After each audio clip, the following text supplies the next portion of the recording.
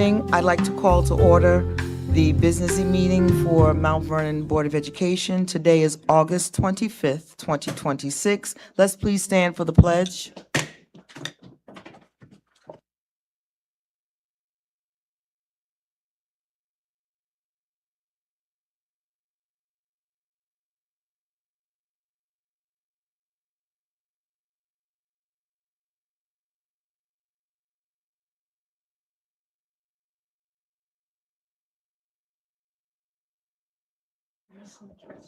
Okay, the first item on the agenda is to appoint Lori Perriello as clerk pro tem. May I have a motion, please? May I have a second? Oh, okay.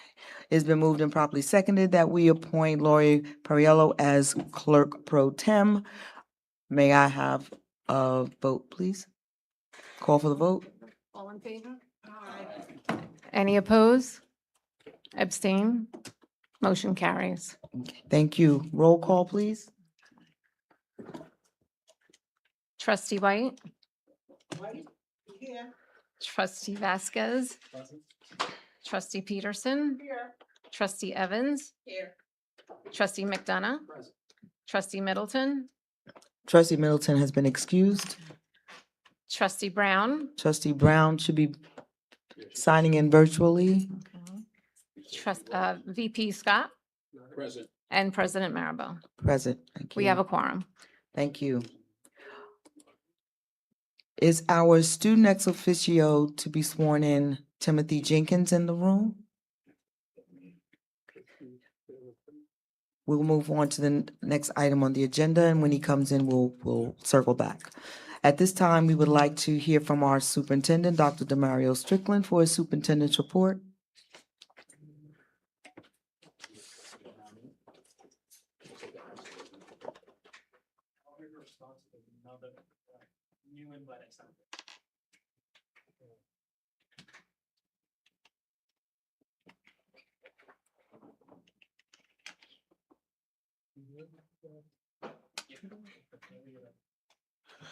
Great evening, Board Trustees, students, families, staff, and the greater Mount Vernon community. This is the superintendent's report for the month of August. Next slide. Been working throughout the summer to ensure our buildings are ready for learning to begin on Thursday, September 3rd. Thank you to everyone who helped to make sure that we were ready to start the school year on a positive note. We are sending out our first family newsletter this week, which contains important back-to-school information, some of which I will also discuss in my presentation. You will find information on supply lists, bus passes, health examinations, and even registration if you are a new parent who hasn't registered yet. I know that the first day of school can be full of nerves and anxiety. Trust me, it's like that for me too. But I want to be sure to share some tips to help you and your child get ready for success. Make sure you discuss your routines and get your child mentally ready for school. It is important they know what you expect. Try to get the bedtime wake-up routine done at least 3 days leading up to the actual school day, so they know what you expect. And remember that you have a community around you and take advantage of that by joining the PTA. The PTA does so much for our students, and they are so important to our schools. Finally, get your child excited about school. They get to learn new things, meet their teachers, see their old friends, and make new ones. School will be fantastic this year. Next slide.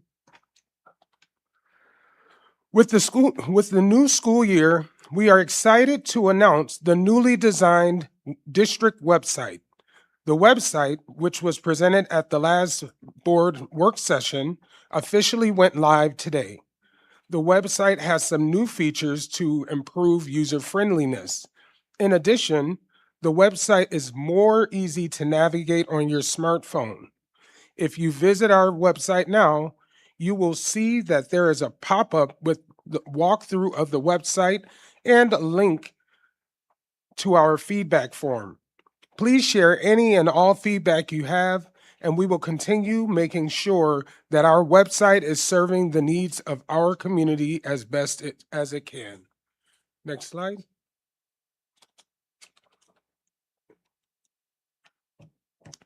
This year, we are making the transition to Google Classroom, which will be replacing Schoology. Students and teachers can log in to Google Classroom by using their school emails. A link to Google Classroom is displayed prominently on the homepage of our website. This platform provides a simpler and more efficient classroom management tool for our teachers, and it was free to the district with our Google Workspace for Education subscription. For technology problems, please feel free to visit our online help desk at the link on the screen. Next slide. With the start of school next week, I want to give an important reminder to make sure that your child has a health examination in the past year and is up to date on any vaccinations. There are no exceptions besides medical exemptions. Our students' health is important to us, so it is important that everything is up to date. You can find vaccination information on our health and wellness webpage underneath departments. Please do not delay as exclusions begin in the beginning of the year. Next slide. Attendance is so important. Please be sure to review our attendance policy, which can be found in the district calendar your child will take home on the website. We want our students to be present every day the Mount Vernon way. Catchy, right? I know.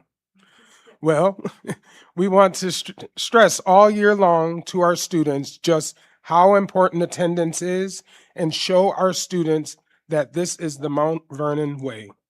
Next slide.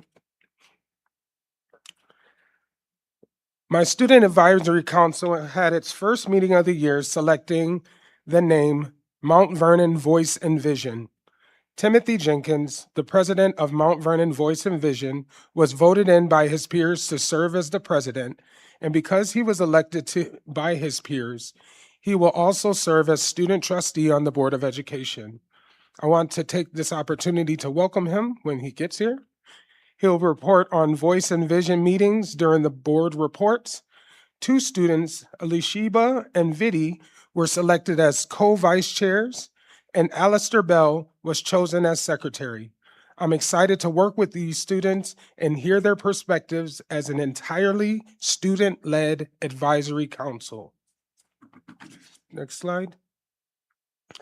I want to remind our families that progress reports and report cards can be viewed online on Infinite Campus. You can download the app so you can easily pull up grades. Check your email for an activation code to sign up for Infinite Campus. There's also a video on our website detailing how to activate your Infinite Campus account.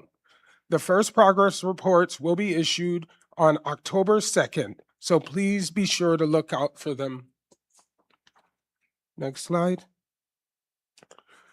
25 years ago, we were all devastated by the tragic 9/11 attacks, and ever since, we pledged to never forget. We are teaching our students about the importance of this by decorating the flagpoles at our schools in honor of the brave firemen who raised the flag at Ground Zero. We want our students to understand the impact that day so that they too won't forget. I have a video here that highlights just how important the project is. Can you play the video, please?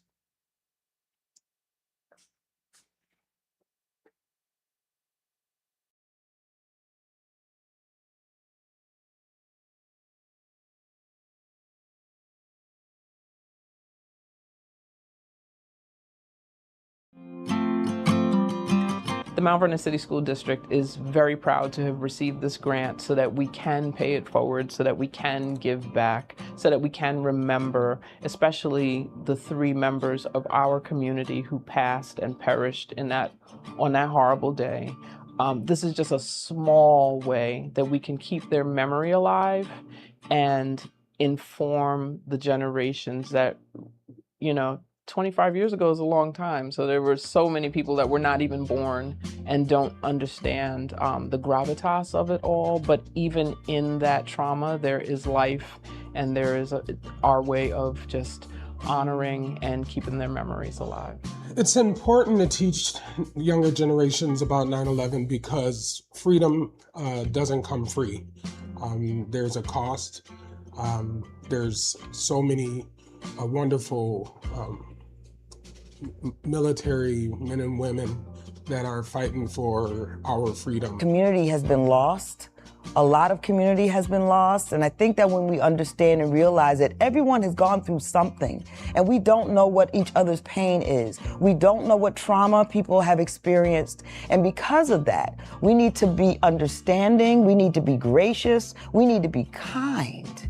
Because, you know, it's great to be important, but it's more important to be kind.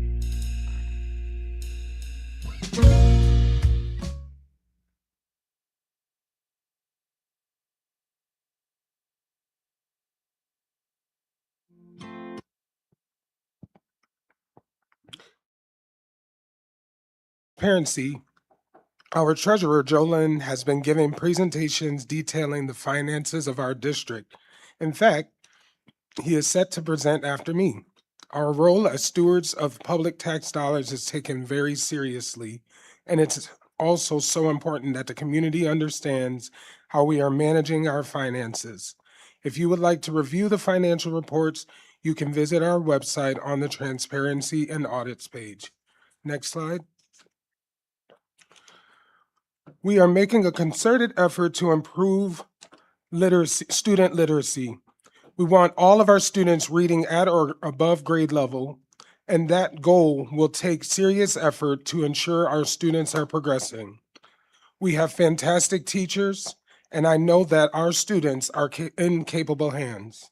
We will also provide professional development throughout the year to ensure that our teachers are also improving and being provided with the right tools to help their students succeed.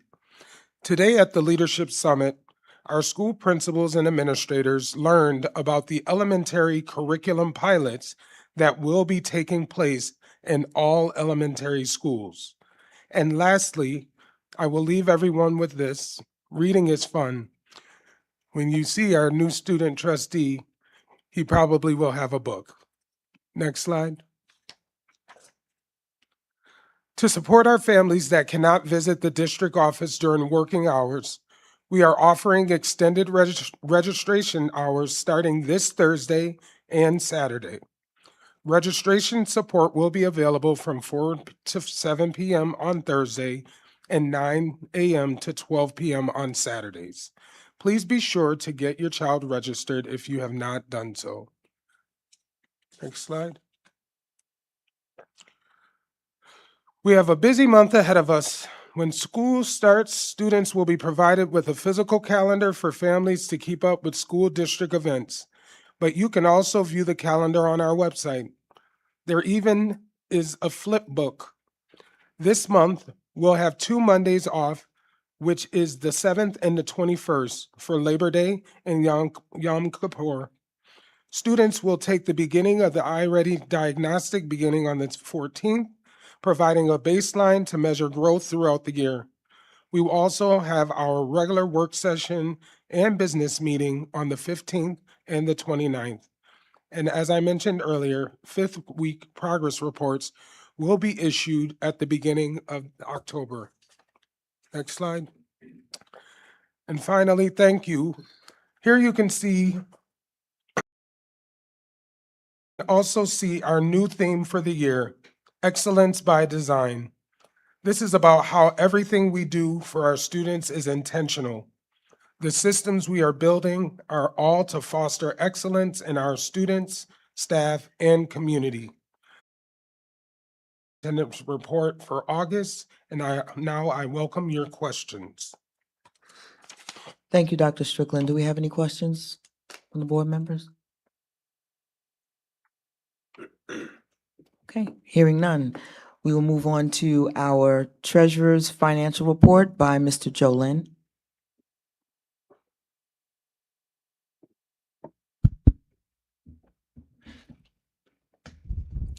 Good evening, trustees and the Mount Vernon community.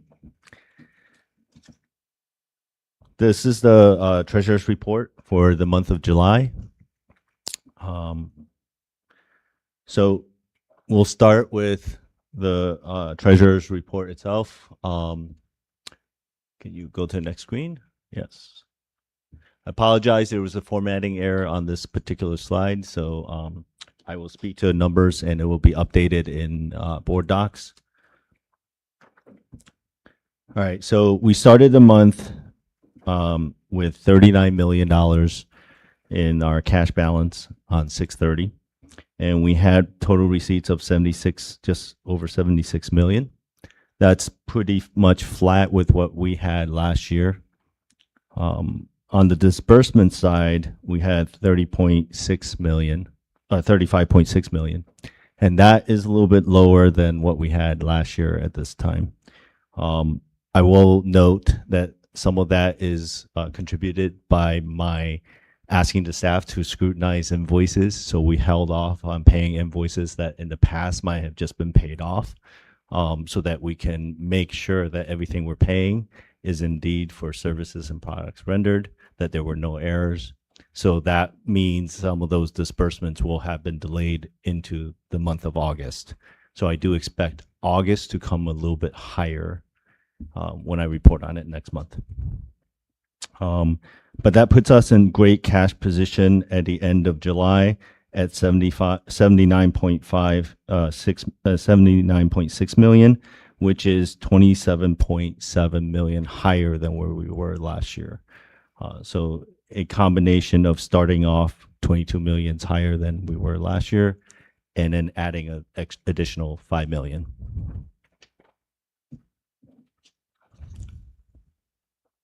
Okay.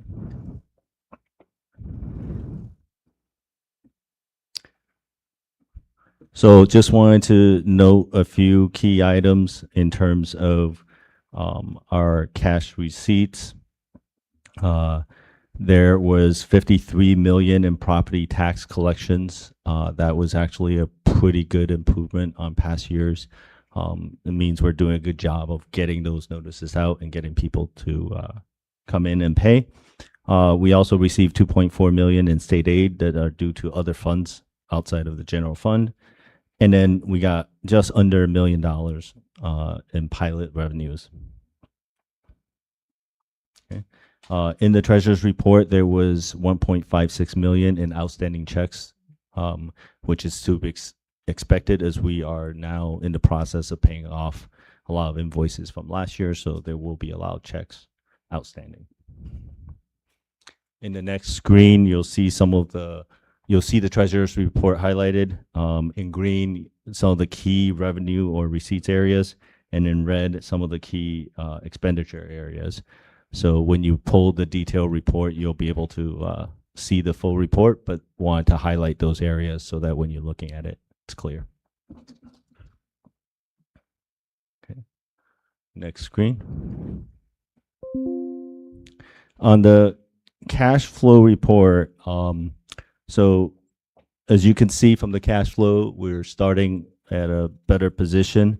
We are noticing that state aid is a little bit delayed, so you're seeing a flatter line compared to past years. That's not necessarily a bad thing. It just, just a different trend. We'll keep an eye on that and see how the state aid actually comes in. But right now, that's the projection. The projected low point is going to be in December, which is 3.3 million.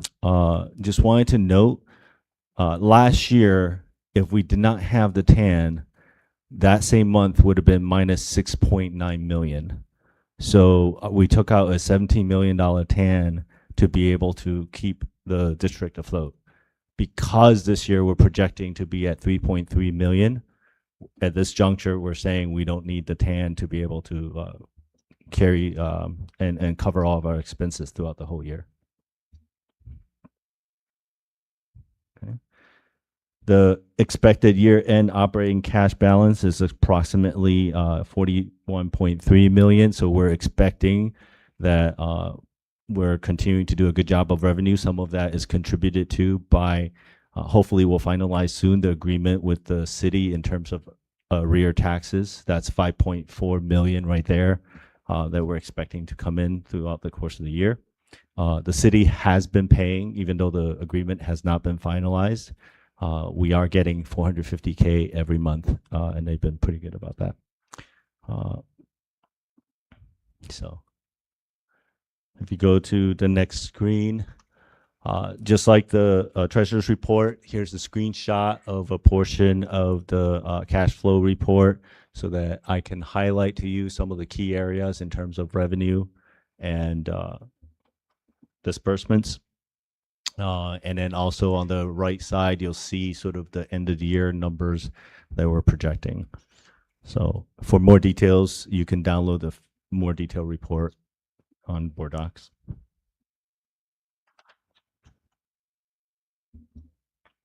Okay. Next screen. Because this is the first month of the year, instead of comparing our appropriations with what we had last month, which wouldn't make a lot of sense, I'm comparing it to what our budget was at the same time last year. So last year we had a budget of 272.28 million that was adopted during the vote. This year we have 275.5 million. The expenditures last year were a little higher, so that's reflected in both the treasurer and the cash flow. So now you're seeing it from a budgetary standpoint.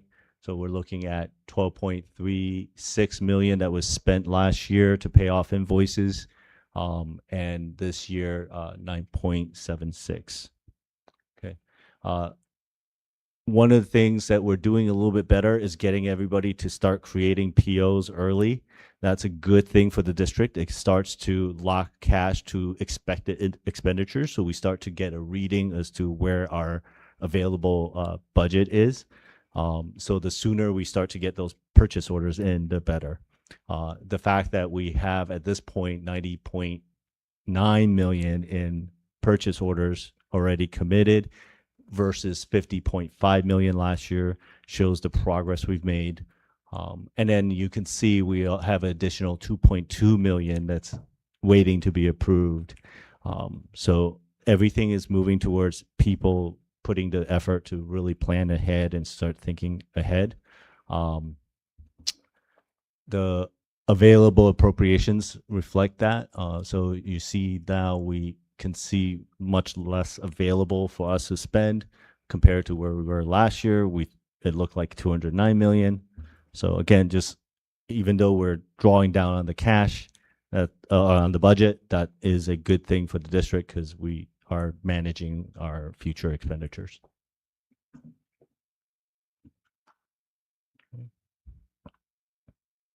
So you could skip that next slide because I spoke to a lot of those points. All right. Budget transfers. So one thing to note, this budget transfer number does not include the 25-26 budget transfers that are actively going on. That's going to be a much higher number. This is purely what are the budget transfers related to the month of July for the 26-27 budget year. You can see that in the general fund, we had 902,000 in transfers. Most of that is tied to payroll to make sure that we don't have any negative balances. So one of the things I'm actively trying to do this year is to make sure we're addressing negative balances early so we don't have to do big, giant budget transfers later in the year. The other budget transfers were related to making sure we have the allocated funds for the state monitors compensation, as well as a field trip for the Rebecca Turner Academy and Graham School. Then in the grants and special aids, we had a $5,000 Title I transfer, so not pretty insignificant, pretty small number. And then I spoke to the fact that year-end closeout is not included in these numbers. Okay. Any questions? Thank you, Jolyn. Do we have questions? Trustee McDonough? Thank you. Hi, thanks. Yeah, no, I wanted to commend you and Dr. Strickland and the whole finance department. This is fantastic. Just watching the evolution of this report, because I know it takes time to get it to this point. And it's just so important to forecast and to look at patterns over time and to get people in the community familiar with this language. Hopefully that will head off any potential problems around budget time next year as we build momentum around this. So thank you. One question about the TAN. So right now, a projection of 3.3 million at our low point in December. Are you comfortable with that number? That's because I'm not entirely comfortable with that number. It's a little bit tight. That's why I said that we should definitely keep an eye on it over the next month or so. But when you consider at that same point, we were projecting to be minus 6.9 million last year. That's almost a $10 million swing just there. So I do think, there is a little bit of money also in the fund balance, right? So instead of borrowing the TAN where we have to pay interest later in the year, we could instead borrow from the fund balance and then put it back into the fund balance. Yeah, that's great. You anticipated my next question. If we had enough money in the unassigned fund balance to cover that if we need to. So thank you. That's great. Thanks. Okay, thank you. Trustee White, I know you had a comment. I'd like if you could just voice it again. Yes. Just push that button. A fantastic report. Oh, thank you. Thank you. Do we have any other questions?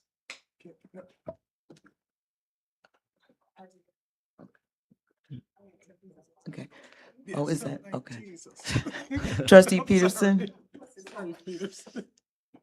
No, I was just going to totally reiterate what trustees White and McDonough said. It's nice to see our finances finally coming together between whatever, safeguard procedures and that between yourself and Dr. Strickland and Mr. Valente, are doing with, and your team. We can see, like, it's great to see it finally coming together. So kudos to you and your team. I appreciate it. We appreciate it. Thank you. You're Thank welcome. you. We just want to recognize we have Trustee Brown that's joining us virtually. Did you have a comment, Trustee Brown? No comment at this time. Okay, thank you. Also, I'd like to thank you as well to our treasurer, Jolene. We know that this has been a lot of work, a heavy lift has been done. We see numbers that we have not seen in a very long time. Some questions that I do have, I know that you are doing POs, so you're being proactive and you're planning out. So there's a difference of about $40 million from last year to this year in terms of expenditures. So my question would be, were those expenditures still done last year, the other $40 million? Or were these new expenditures, or they just hadn't been casted out? Well, they just, I don't know if we were always good about putting things into POs. There were many times where I got invoices that did not have a purchase order. So one of the things that we're committing to this year is getting ahead of that, getting everybody to get POs ahead of time. We're also putting some stricter rules in place around how we pay invoices. So for example, I'm encouraging staff to put a PO in, even if they don't have a quote yet, but they have a sense of what they're going to spend. So for example, every year we know we're going to have graduation ceremonies. So those expenditures are expected. Now, we may not have the quote yet, but we can put a PO in to say, hey, that money is going to be locked so that we have the money available when graduation comes, right? Right. And now I can, now that as the quote comes in later in the year, we can come back and update the PO to reflect the actual spend. So if we're proactive about this, we can, throughout the course of the year, get a clear view of what is the actual available funds that we have to actually cover expenses, right? And we can start to get a better picture of the fund balance a lot earlier. One of the challenges last year is trying to project a fund balance when I have no clue what expenditures are coming in. I think it was 2 months ago, I was saying one of the projections was saying we might be at $12 million in fund balance, but that now looks like a way too high number, right? So, we're going to do another fund balance projection for the 25-26 school year. That one will probably be the final one, but I'm fully expecting for us to be under the cap when it's all said and done. I can tell you right now, I pulled the report this morning for 25-26 budget.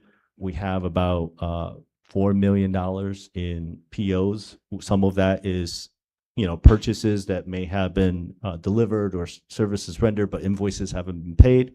Some of it may be stuff we still want, but we're going to carry into the following year. And there's only $3 million in available budget from the 25-26 school year. So when you look at that math, it's not likely we're going to exceed the cap. Okay, thank you. Any other questions?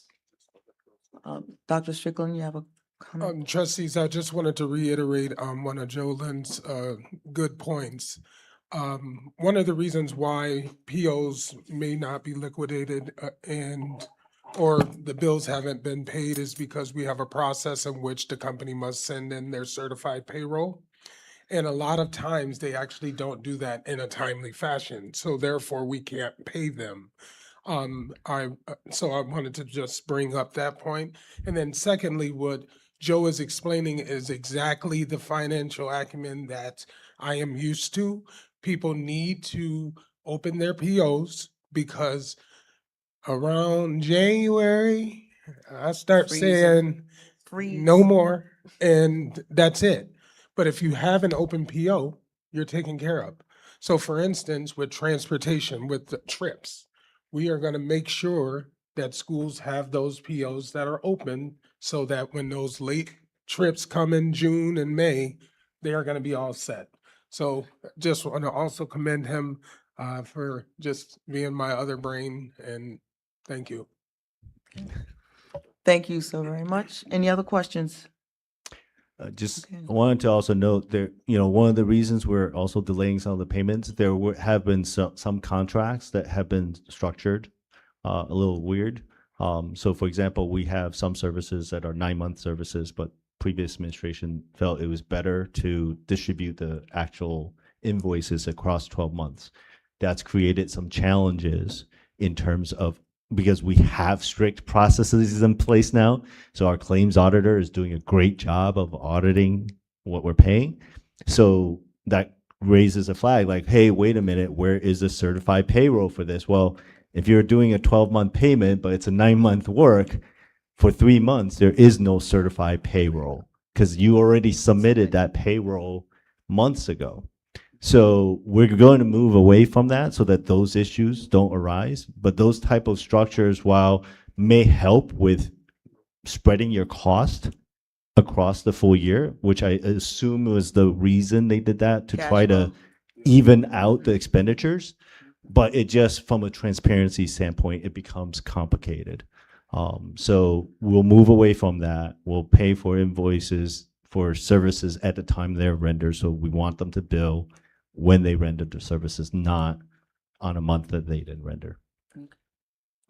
Okay, thank you so very much for a comprehensive report. Yeah. At this time, I believe that we have our student ex officio member, Timothy Jenkins, with us. I would like to have the opportunity to swear you in, so I'm going to ask you if you could come forward.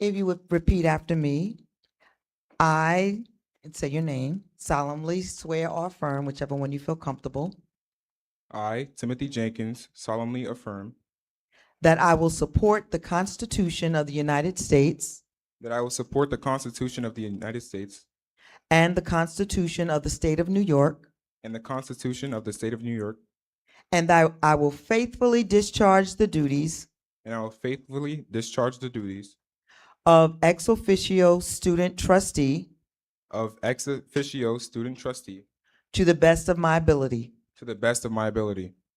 Thank you so very much. Congratulations. Welcome. So we're gonna give you a seat. You can find, we have to go around this way. This will be your seat next to Trustee McDonough. He's been a great mentor to our ex officio members. Okay, so thank you. And Dr. Strickland, would you like to introduce him and tell the community and the board a little bit about Timothy? I know you said he's from Mount Vernon High School. Would you Yes, like to- yes. Yes. Timothy is an upcoming senior at Mount Vernon High School. I've had the pleasure of knowing him even my first year in my tenure as he served on the Superintendent's Advisory Council. I remember when I brought up what the vision was as it pertained to how we actually get a student trustee. I thought it wasn't fair to just go around to one school after the next and then say, you know, up, it's Denzel's turn, so then they come. But actually, what came to fruition the last week is that all of the student officials that serve on governments from each of the three high schools, they came here, they sat, they came up with a name for their advisory council, so they're no longer the Superintendent's Advisory Council. They are Mount Vernon Voices and Vision. They elected Timothy. I saw him being a politician and getting them votes. And they elected two co-chairs because they were split. So I just said, okay, both of you, and a secretary. But this is going to be a student-run group. That's what I'm used to. They should direct themselves and then report to me what it is that they would like for us to focus on as an executive cabinet and a board. And I'm just excited that he's here. No, Thank you, thank you. Would you have any comments? Timothy, would you like to say anything? I'm just proud. I'm proud of myself. I'm proud of my fellow council members. I'm happy that they voted me in. I'm happy to be here. I cannot wait to help out. I can't wait to have another foot in the game, and I cannot wait to just work alongside all of you, meet all of you, and overall do some good. Thank you so very much. We're so excited to have you with us. Okay. Any questions? Any comments? Okay. At this time, we are going to move to our public comment. Good evening, everyone. We are about to convene the public comment period of our business meeting. And although state law does not require us to hold a public comment period, we have chosen to do so because we believe it is crucial for us to hear from our community members about their concerns and issues. Please note that the board is here to listen. The public comment period is not designed to be a discussion. Accordingly, please do not expect the board to respond to your concerns and questions tonight. If we are not able to respond tonight, we will respond to your questions and concerns at a future meeting or have the proper staff member get back to you. This is because we take your concerns and questions seriously and want to have sufficient time to process and research issues if need be. I also want to remind you that under state and federal privacy laws, we are unable to entertain any comments or questions about school personnel. Please know, however, that we take personnel concerns very seriously. On personnel matters, we ask you to go through the appropriate administrative channels. We are currently finalizing a comprehensive organization chart which denotes who should be contacted for different issues. Moreover, we want our school board meetings to serve as an example to our students. That being said, we expect that members of our school board and members of our community will handle controversial issues in a civil manner and demonstrate mutual respect for one another. In that spirit, we will insist that all speakers and members of the audience maintain civility and respect for any divergent views that others possess. We ask that speakers please address their comments to the board directly rather than the audience. Speakers may address any topic of concern other than personnel. In the unlikely event the meeting becomes unruly, the board will recess the meeting and return once order has been restored. Finally, I want to remind everyone that in lieu of speaking during the public comment period, you may submit written comments to the board at boetrustees@mtvernoncsd.org or rjames@mtvernoncsd.org or dstrickland@mtvernoncsd.org. Each individual speaker is allotted 3 minutes.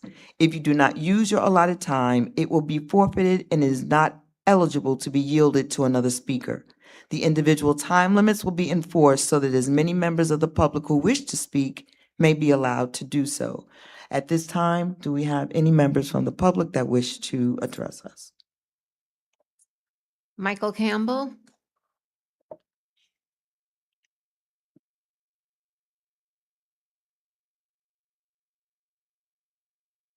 Good evening, everybody. I hope you can answer that one. How you guys feeling today? My name is Michael Campbell. I am a producer on a project, a short film project called Mount Vernon's Favorite Son. We are here to be able to present this project as an internship and a hands-on learning experience with the students of Mount Vernon. We are sure that there are probably a couple of students who have thought about filmmaking as a career path, and we wanted to give that ability to the schools to be able to have students come. And we really wanted this project to be something that is based in Mount Vernon, about Mount Vernon, and about the beautiful arts of Mount Vernon. We have had the pleasure of Brian's Mount Vernon Film Festival that was held at Denzel Washington School of Performing Arts 2 years in a row, has brought in many businesses, different filmmakers, and we want to make sure that this process of filmmaking is looked at as something, as an available path for a lot of students. We have a lot of filmmakers, we have a lot of people who are into film, whether it's fashion, whether it's design, whether it's actually acting or camera work. So we just wanted to offer this up to the school. We do have workshop outlines to be able to also present in a classroom setting to the students. So we just love to be able to have this idea be tabled, and you guys can let us know what you would need from us for us to allow this to be able to go on and possibly have a partnership. Thank you. Thank you so very much. Do you have a package or do you have contact information that you can leave with our superintendent or Dr. Doggett so that they can get back to you? We'd be able to send that in email. We have it virtual. We have everything. Fabulous. Thank you so very much. Do we have any other members from the public? Okay, that concludes, yeah, Mr. Eberman?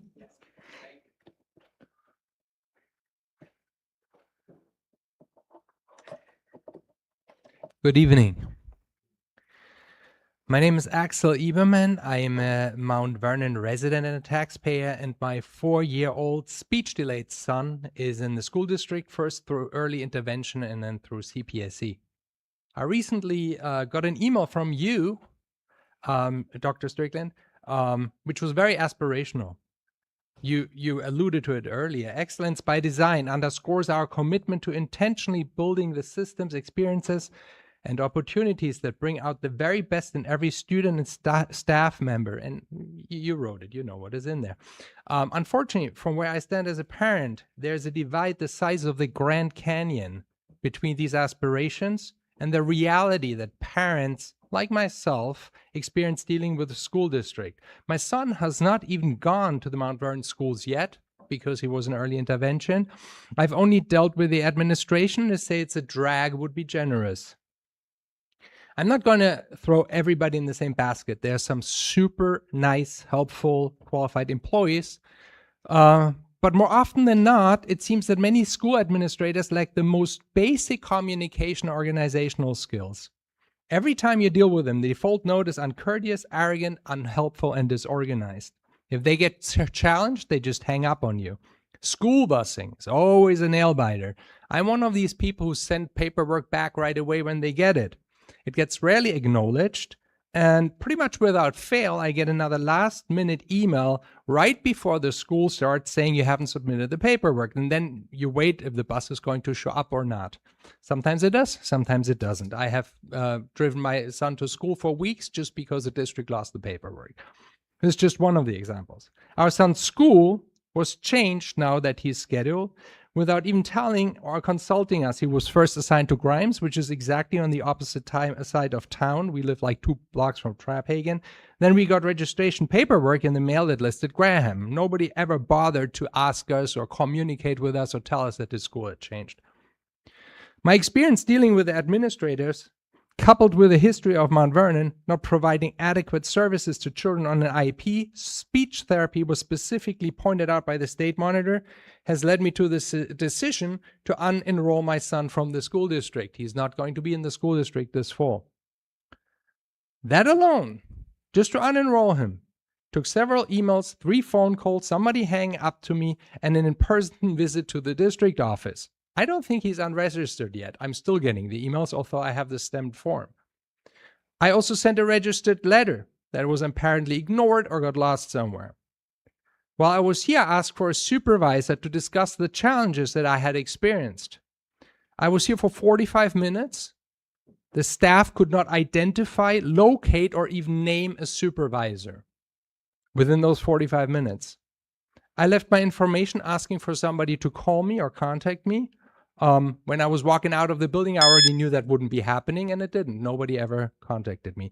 I sent a follow-up letter to you, Dr. Strickland. I'm just wondering if you got it. I haven't heard from you, and I'm not blaming you. I know it's very busy right now, right? I'm just wondering if they can lose registered mail, if mail is really forwarded to the right people. I commend you for having aspiration and lofty goals. I was very, very excited when you came here because I think you're qualified and you're really a breath of fresh air. But if your staff is unable, unwilling to perform the most basic administrational tasks in a professional, courteous manner, all of your efforts are doomed. Thank you. Thank you, Mr. Eberman. We, I registered for tonight. I sent an email in asking to be registered. It was never answered. This is exactly what I'm talking about. Believe me, I have the email right here. right. Our district clerk was out. There was a communication that should have gone out to you, but some of them were going to spam. So we did have some technical difficulties for this particular meeting, and that's why we opened it up to see if there was anyone that wanted to speak. So we were glad that we were able to accommodate you. Okay. And Dr. Strickland will be in touch with you to get back to you in terms of who the correct personnel will be for you to follow up with your concerns. Thank you. Is there anyone else that would like to address us? Okay, hearing none, thank you. We will move forward with approval of consent agenda items. We are on item 5 for items 5.2 to 7.6. May I have a motion? Motion. Second. It's been moved and properly seconded that we approve consent agenda items 5.2 to 7.6. May I call for the vote? All in favor? Oppose? Aye. Abstain? Motion carries. Thank you. We will move forward with resolutions 8.1. And there are a lot.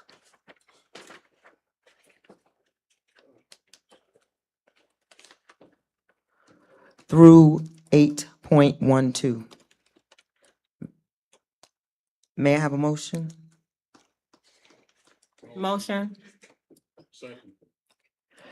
It's been moved and properly seconded that we will authorize agenda items 8.1 through 8.12. Is there any discussion?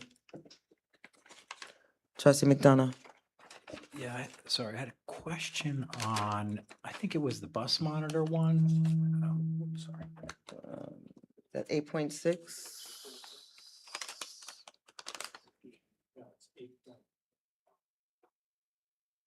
No, that's not.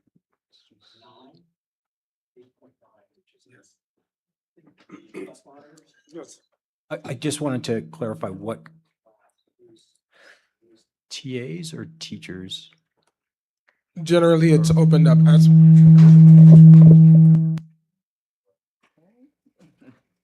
as per the contract, it is opened up to both teachers, and if teachers don't apply, then teacher assistants can complete the job or the position as bus monitor.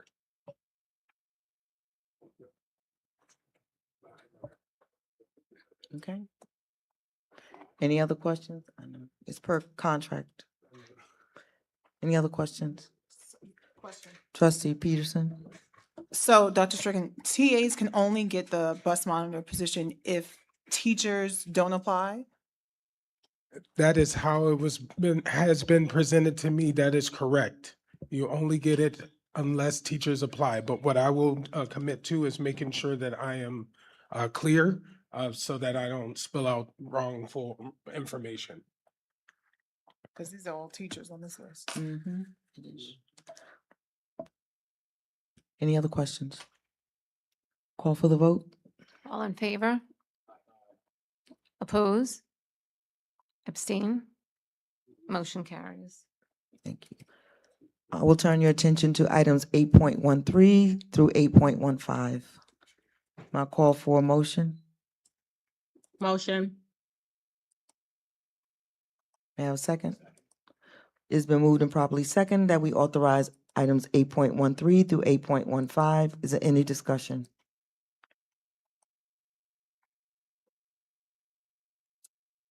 Hearing none, let's call for the vote. All in favor? Oppose? Abstain? Motion carries.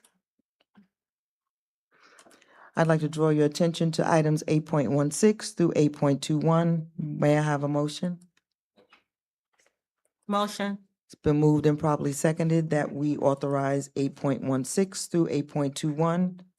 Is there any discussion? Yes. Trustee Peterson? I really, really, really hope that eventually we can have our parent liaisons. Our parent liaisons are the backbone, besides our teachers and our staff. Our parent liaisons do so much work in this district. And yes, I'm a little biased with this because I used to work very closely with them. And they do so much. And for them not to be regular district employees, it's heartbreaking for me because they go above and beyond. They show up everywhere, anytime, whenever you need them. I really would love to see them compensated well and be regular district employees with health benefits and everything because they do so much. Those ladies do so much. Superintendent Strickland? I echo everything you just said.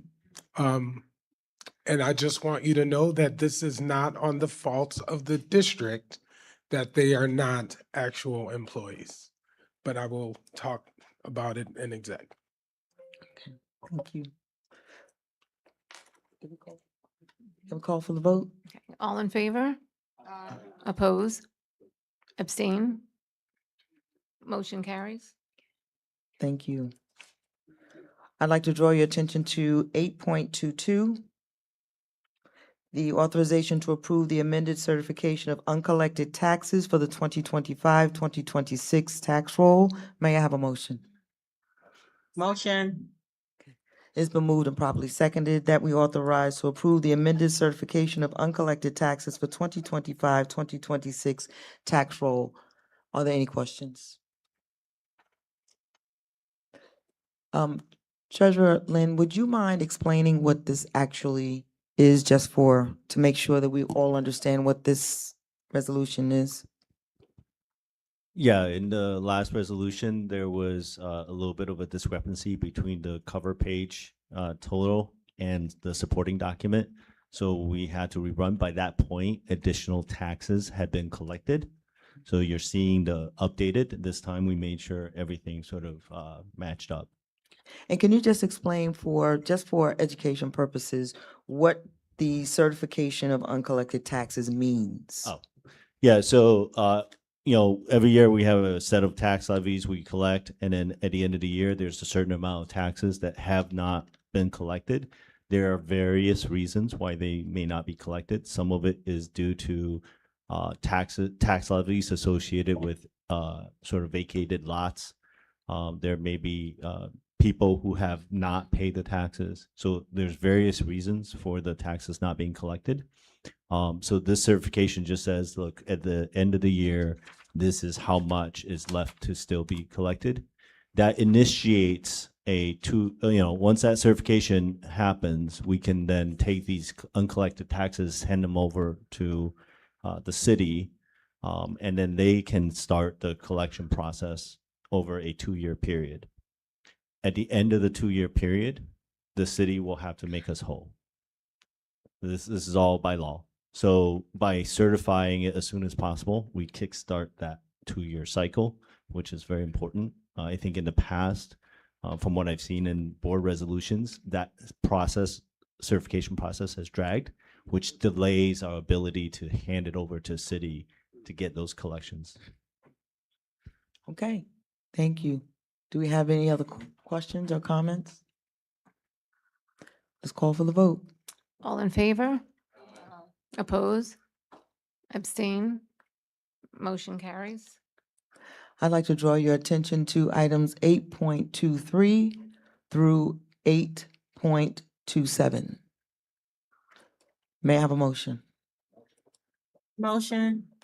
It's been moved and properly seconded that we authorize 8.23 through 8.27. Is there any discussion? Yes. Trustee Peterson? So I see that I was reading through the contract for the hiring of this interim assistant superintendent for human resources. So you're looking at 8.27. 8.27? 8.27 at the rate of $1,000 per day. That's going to be what, like $45,000 over 2 months? I know that Mr. Lynn gave an amazing report earlier today, but I feel that, with us coming, we're just getting our finances together. That is, I personally feel like that is an excessive amount to spend for an interim assistant superintendent for HR. $1,000, it is, to me, it is excessive. I don't agree with this amount. It's too much. Any other questions, discussion? Trustee Evans? As I was reviewing this resolution, Talking to the mic. as I was reviewing this resolution, I wasn't able to fully see the resume, but I had the same thought about that $1,000 a day, and what it would mean to the district. So, like you, I share the same sentiments about that. Any other comments? Trustee McDonough? Yeah, I think I would disagree with that. I know what the market will bear for an hourly rate, and $1,000 is really not out of whack for what you're asking for. I think, if you take it and you convert that into an annual salary, it looks high, but we're talking about something different. So what is it? Probably around $150 an hour or something like that you're talking. $150 an hour is really within the range. Well, within the range. That's my thinking. Any other comments? I too know and understand that this is actually the going rate. It's actually on the low side because it can range anywhere between $900 and $1,500 a day.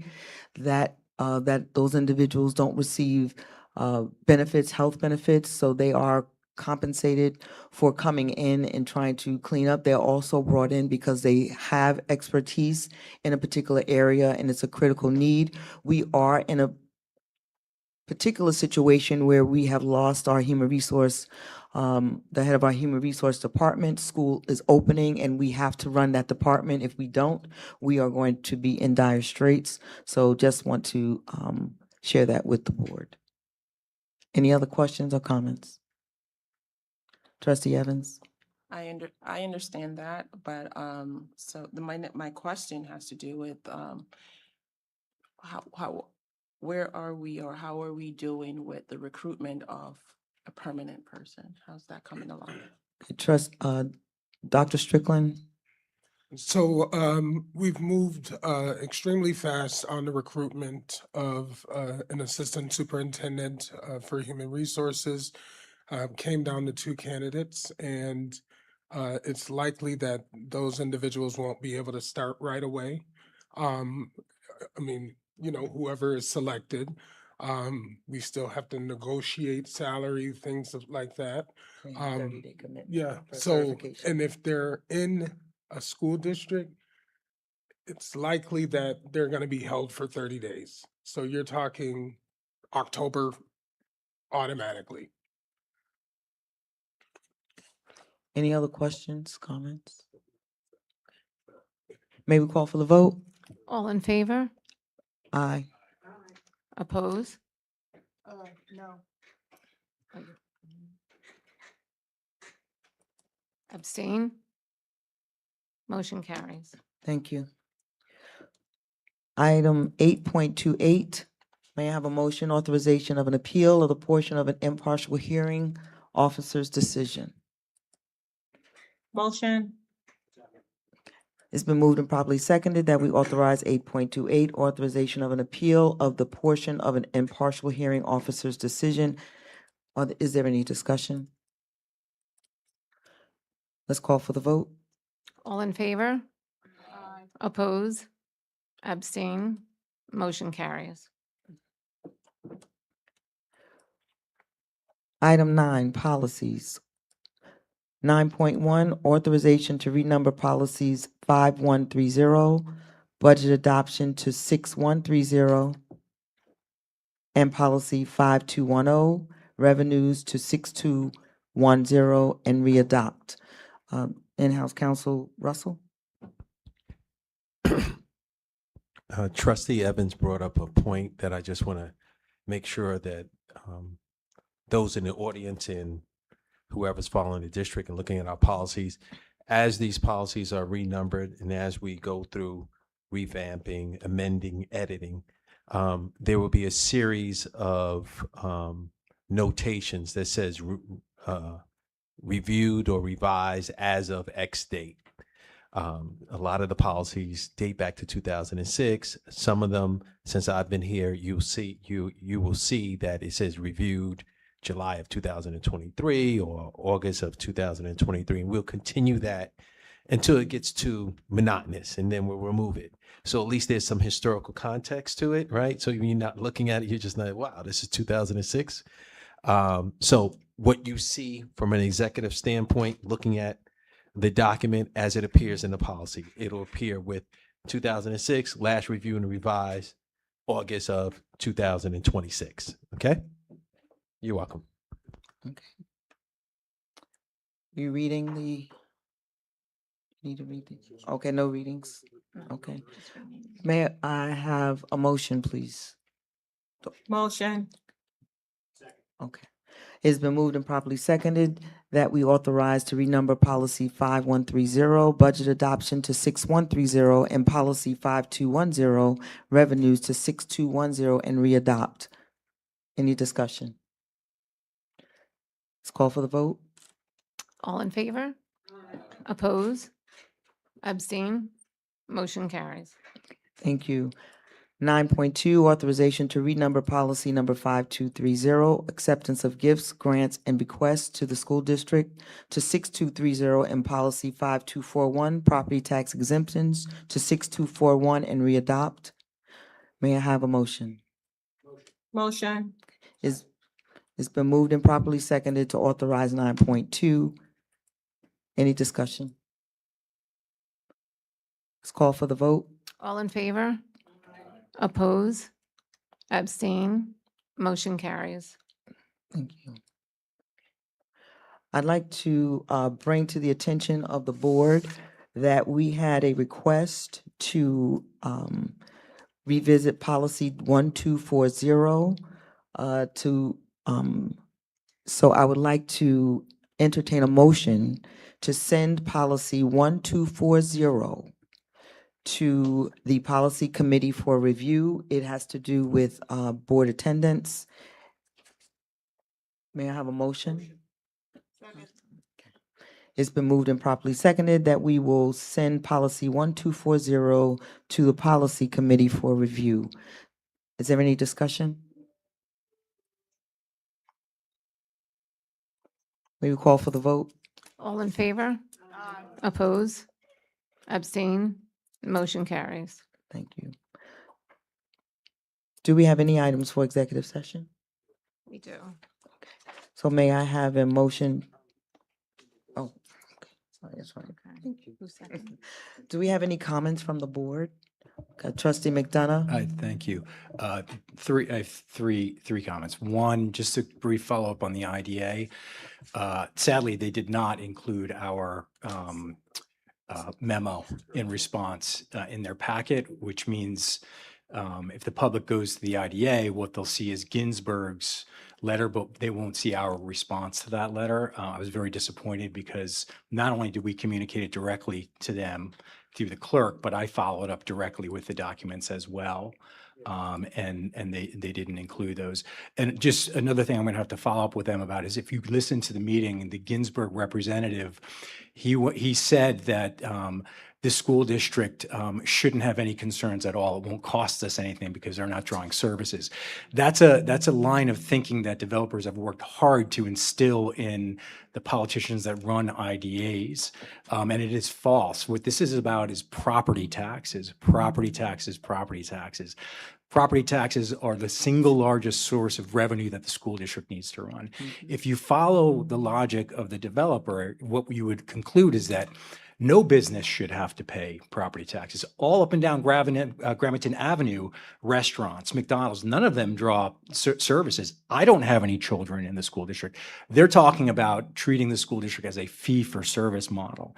That's not the world we live in. It's a common good, and businesses do benefit from it. They benefit from an educated workforce. They hire people who go to school here. So they didn't schedule a special meeting for this, thankfully. At the next meeting, I will be sure to bring that up. That'll be on December 10th. So I just want to give you that follow-up. Two other things, just looking ahead. One having to do with the Mount Vernon Public Library. We had talked about this after the last election. I think we need to start taking steps to separate ourselves from them when it comes to the election. They should run and finance their own election, not us. So legally, we'll have to put that in place so that we're ready. I want to introduce that now. And then the other thing I've just been thinking about a little bit is the number of trustees on the board. We have 9.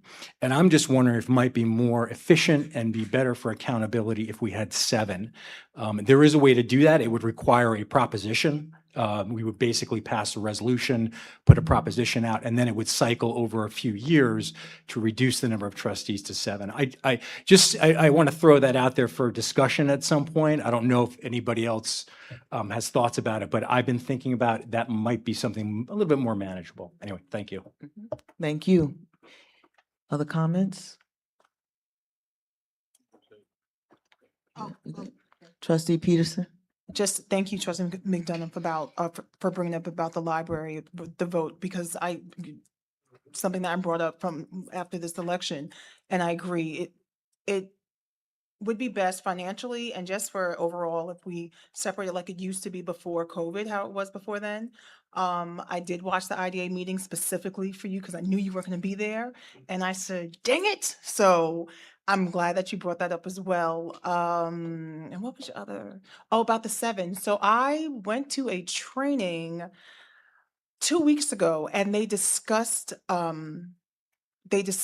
lot of other other districts who had 9 coming down to 7 because it's more manageable. So thank you for bringing that up, because I just like randomly, they brought that up in the training and we had a great discussion about that. So I appreciate that. I don't have any comments for myself, but that's all. Welcome back to school next week. Next week, back to school. Anyone else? Okay, Vice President Scott. Thank you. In regards to the IDA, knowing that our document is not included, maybe we can think about a way to get it out there so that folks see it during the same time that they put their information out there. So that's something I think we need to discuss and be prepared to do once that information is shared with the community, because I think it was very vital and important in regards to the decision that we made on that IDA, and they need to see it. So I think we really need to do that. Plus, I think we really need to push to get a voting position on the IDA. So let's make sure that we don't miss that opportunity. The second thing I just wanted to say is that, we will be, I don't have information on the technology committee today, but we will be starting back up our meetings the third Wednesday of the month. So I just wanted to communicate that to the board so that information will be coming out starting September. Well, maybe a meeting in October, but we'll see, depending on when we have the meeting in September. So I just wanted to let you know. Thank you. Okay, I would like to entertain a motion. Oh, okay, hold on a second. I'd like to entertain a motion to present the document that was excluded from the IDA meeting, and to ensure that we disseminate that information so that the public is aware of it. May I entertain a motion? I'll entertain a motion for that. Motion. Okay. Okay. Any discussion? Call for the vote. All in favor? Oppose? Abstain? Motion carried. So it will be disseminated, and Dr. Strickland will determine how that is done. Okay. Sure. I just wanted to take the opportunity to welcome Joe Lennon to his new role. I think you've seen, Can you tell them what that role is? That role is the Assistant Superintendent for Business, which is a much-needed position. I officially can drop business from my superintendent of schools, human resources, operations, but business is now dropped off. But, just wanted to congratulate him openly. Okay, congratulations. Yes, I'd like to know if our student trustee, after you've sat through this one meeting, if you have any comments at this time, or you'll be prepared at the next meeting to bring us a wealth of knowledge. I just wanted to say you are all super efficient in how you do things over here, and I really like it. I really. Next time I come here, maybe I'll have more to say, but I just like observing and seeing what you're all working on. I know my say isn't as exactly important. I can't exactly say, I can't say abstained or seconded or motion or anything like that, but I'm just glad to be here. I'm glad that you're all super efficient at this, and it's really a change of pace from what I've been in these past few years. So thank you. Thank you so very much. I do want to let you know that we have appointed our committees. We have our budget committee. Dr. McDonough is the chair of our budget committee. We have our technology committee. VP Scott is the chair of our technology committee. We have our parent liaison for special education is Trustee Peterson. We also have the health facilities, health and wellness committee, which is Trustee Brown, and those committees have been appointed. So just wanted to let you know about that. Do we have any questions on that? Any discussion on it? Okay. All right. Just wanted to say, welcome back to school is coming. Convocation is September the 1st. We will be welcoming back our staff, our administrative team. Dr. Strickland has had a rare opportunity to hire 7 new principals, which will be it's transformative for a district to be able to do that in terms of leadership. So congratulations, Dr. Strickland. And we are excited about the new team that he's bringing in. And we expect to see so many great things happening in a very short period of time. Yes, very short period of time, just to say. And thank you so very much for each and every one that was here tonight. And do we have anything for executive session? Yes, we do. Can I get a motion for Resolution 11.1, authorization to enter into executive session for the purpose of discussing pending litigation, personnel, and/or financial matters? Motion. It's been moved and properly seconded that we move into executive session. May I have a vote? All in favor? Oppose? Abstain? Motion carries. We will not be returning to this room, so thank you very much. We are now in executive session.